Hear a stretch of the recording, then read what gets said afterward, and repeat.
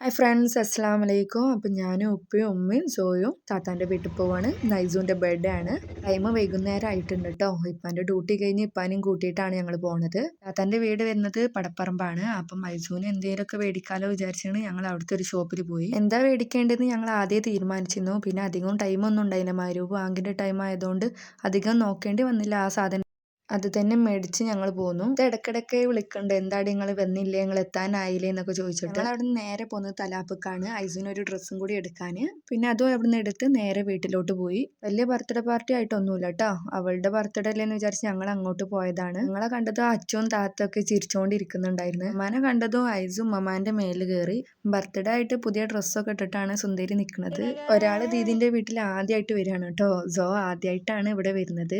അവൻ ഏതെങ്കിലും പുതുതായിട്ട് സ്ഥലത്തേക്കൊക്കെ പോകുമ്പോൾ ആകെ വണ്ടടിച്ചേക്കും. ഇതിപ്പോൾ ഏതാ പരിചയമില്ലാത്ത സ്ഥലമല്ലേ എന്നൊക്കെ വിചാരിച്ചു അവൻ ആകെ അന്തം വിട്ട് നോക്കി. എത്തിയപ്പോഴേക്കും ഞങ്ങൾ നിസ്കരിക്കാൻ നിന്നു. അതൊക്കെ കഴിഞ്ഞ് പിന്നെ കേക്ക് കട്ടിങ് ആയിരുന്നു. Happy birthday to you, happy birthday to you. ഓളെന്താ വിടണത്?